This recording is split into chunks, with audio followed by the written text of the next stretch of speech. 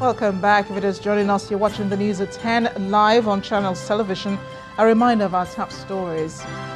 Siege on Senator Dino Melaye's house continues as police grant journalists access into the compound of the Kogi West senator. People's Democratic Party asks Interpol to probe alleged diversion of military funds by the ruling party, but the APC says Atiku Abubakar should withdraw from the race over what it describes as unsubstantiated claims. Presidential candidate of the African Democratic Party, Yabagi Sani, promises to put the country on the path of economic growth if elected. And US President Donald Trump shrugs out personal attack on his presidency by senior fellow Republican Mitt Romney.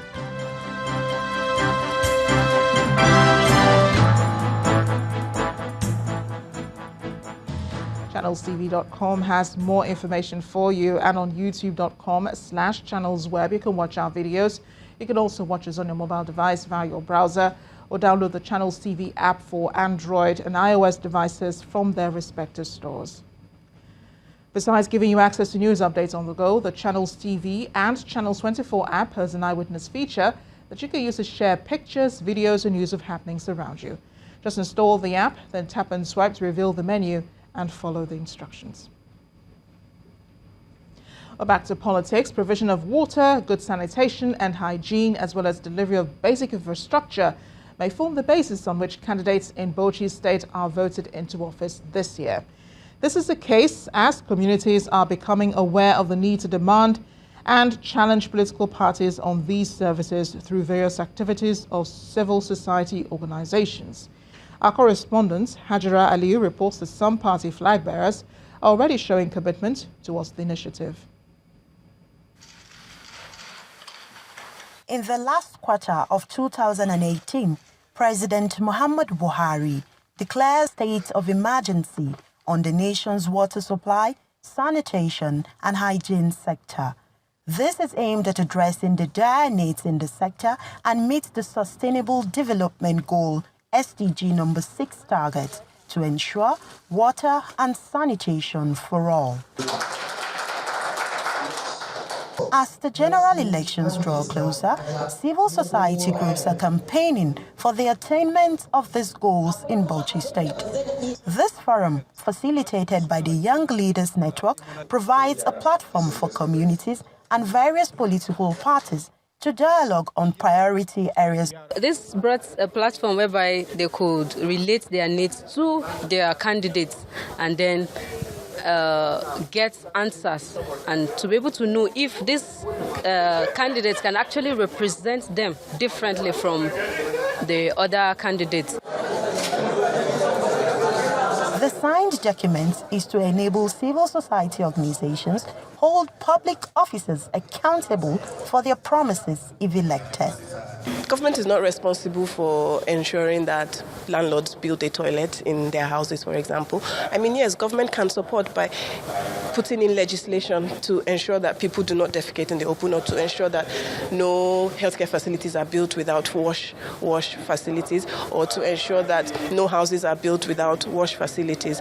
Yes, there's the role of government in that, but everyone has a role to play. So even as individuals, we seek to sensitize the communities to make sure that they don't focus on just rallying around aspirants, but ensuring that they use the right processes to make these aspirants commit and pledge on some promises for them to deliver after if they eventually get voted. It has become apparent that to be voted into public office in Bauchi State, you must articulate your plans for water and sanitation, as well as other social infrastructure. Hajira Aliyu, Channels Television News.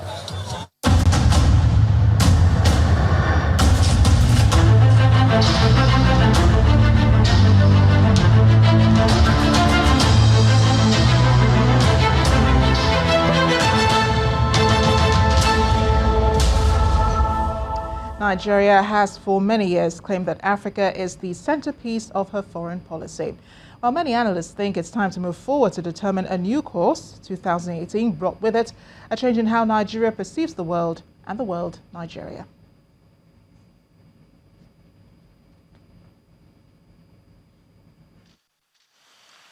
It is a statement that has been heard too many times. But in 2018, there was still some confusion about foreign policy postures of the current administration. And perhaps nowhere is it more apparent than in Nigeria's decision not to sign the African Continental Free Trade Agreement. This is after senior Nigerian officials had played leading and significant roles in driving the process and crafting the agreement. More surprisingly was that not only did the federal government approve the agreement, the council also approved for Nigeria to bid for the headquarters of the organization as well. Then, in the midst of Morocco's diplomatic onslaught to become member of the sub-regional body ECOWAS, Nigeria's body language confused neighbors as well, especially as President Muhammadu Buhari played host to the King of Morocco and his unusually large delegation. We have to just see what is it will be in the best interest of Nigeria. Will it be in the best interest of Nigeria, national interest for Morocco? If yes, why not? But if this should be debated and there should be a consensus in terms of the major stakeholders, the employers' associations, the workers, and those who are knowledgeable about foreign affairs, those who are present during the signing of that treaty, we should get them all involved. Nigeria, however, showed commitment to cooperating with West African neighbors to curbing the Boko Haram insurgency. Following a major onslaught on the Nigerian soldiers in the theater of war, President Muhammadu Buhari made an emergency visit to Chad for consultation with regional leaders. The meeting was convened by President Buhari in his capacity as chairman of the Summit of Heads of State and Government of the Lake Chad Basin Commission. They reviewed the security situation in the areas affected by Boko Haram insurgency and adopted measures to enhance the capacity of the multinational joint task force to meet the challenges. President Buhari also hosted similar meetings in Nigeria. The country did enjoy a good deal of courtship from the international community. President Buhari was guest of U.S. President Donald Trump in April at the White House. During a press conference in the Rose Garden, the U.S. President commended President Buhari for his fight against corruption and improvement in the Nigerian business climate. But he condemned the killing of Christians in the country. Then he announced the U.S. had sold 12 U.S. A-29 Super Tucano aircrafts to be delivered in 2020 towards the fight against Boko Haram terrorists. We recently sold Nigeria 12 U.S. A-29 Super Tucano aircraft, great aircraft, in the first ever sale of American military equipment to Nigeria. These new aircraft will improve Nigeria's ability to target terrorists and protect civilians. Back home, President Buhari welcomed the French President Emmanuel Macron, British Prime Minister Theresa May, German Chancellor Angela Merkel, and the Crown King of England, Prince Charles. A nation's foreign policy is usually a reflection of its domestic policy, and the president's many trips abroad could be confused as propagating our foreign policy. But where there is no clear direction on foreign policy, there can be no reflection of national interest.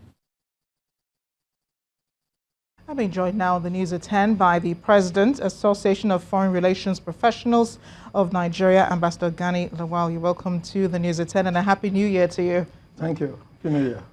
Well, this is a discussion we've had several times about Nigeria's foreign policy. Do you think we had a clear foreign policy in 2018? Yeah, we have a clear foreign policy, and we have had a clear foreign policy, and which states that Africa remains the centerpiece of Nigeria's foreign policy.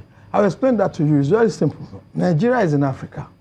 And the idea of Africa being the centerpiece of Nigerian foreign policy emanated from the concentric circles. There are 4 circles you have to understand.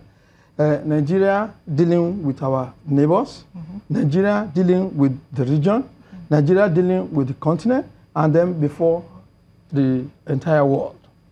Now, within these concentric circles, Nigeria is expected to play a leadership role, by leading in terms of economic development, leading in terms of cooperation, and which we have been doing. There has been an increased regionalism. If you look at what is going on in the ECOWAS now, where our president is now the chairman of the ECOWAS Commission, we are moving towards having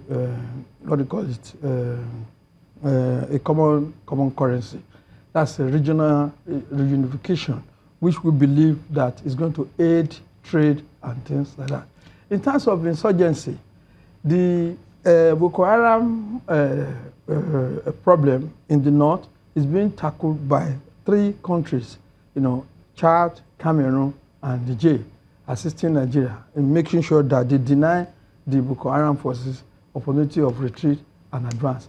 But as far as I'm concerned, I wouldn't know why we are still having problem of Boko Haram up to now, in spite of this multinational force, dealing with it. And that has to do with our own internal way of handling issues. Yeah, but there are those who are arguing with you about Nigeria's performance in Africa. I mean, you talked about leading development in economy, leading development and so on, but you have other countries that are still sort of ahead of us when it comes to economy, even healthcare and everything else. Yeah, you see, this has to do with a lot of problems Nigeria itself is facing. Now, when you have problem of insecurity at home, you have problem of corruption at home, you have a problem of dwindling foreign exchange, then that is bound to affect, the dynamism that you can bring into your foreign policy implementation strategies. So the most important ones are those that affect your people at home, particularly the insecurity, and then the corruption. Because this corruption, I can tell you, affects all aspects of our life. So how do we mark progress in foreign policy? How do we mark that? Because there are those who say that in the past we have occupied positions in international circles. Nigeria has been courted, Nigeria has been sought after for her opinion on things like that. But right now, we are really not, at our best when it comes to the international community and the positions that we occupy. For example, in the African Union, we don't have as many seats. We used to head the Security Council, the Peace and Security Council. We still don't head that. We don't have enough people in the UN. We don't have, even with the Morocco crisis, we really didn't participate in Morocco wanting to be part of the Economic Community of West African States, even though Morocco is not a part of ECOWAS and it is not in the region. Yeah. You see, like as I said, the strategies being adopted by the government itself in Nigeria, I think is responsible for some of this problem. Because right away, it seems to me that the Ministry of Foreign Affairs itself is not being consulted adequately in terms of dealing with Nigerian foreign policy postures. It seems to me that there's a small clique of people who are taking decisions, for the foreign ministry. I cannot understand why Nigeria would not be able to share most of the sub-departmental organizations, in either AU or in ECOWAS. But as far as I'm concerned, the direction of Nigerian foreign policy is still that Africa still continue to occupy, a centerpiece in the. But the dynamism, and the tenacity of implementation can be affected by the internal factors that I've just mentioned: corruption, insecurity. Either the government itself is not getting enough, from experts.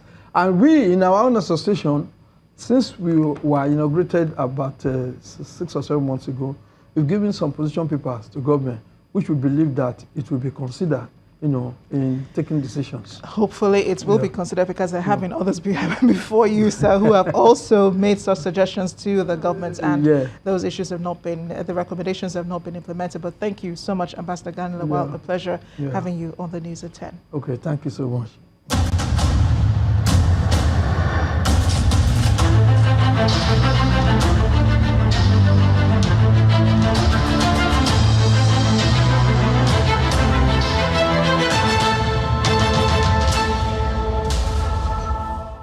When the news at 10 returns, China National Offshore Oil Corporation and French oil giant Total commence oil production from Nigeria's deep water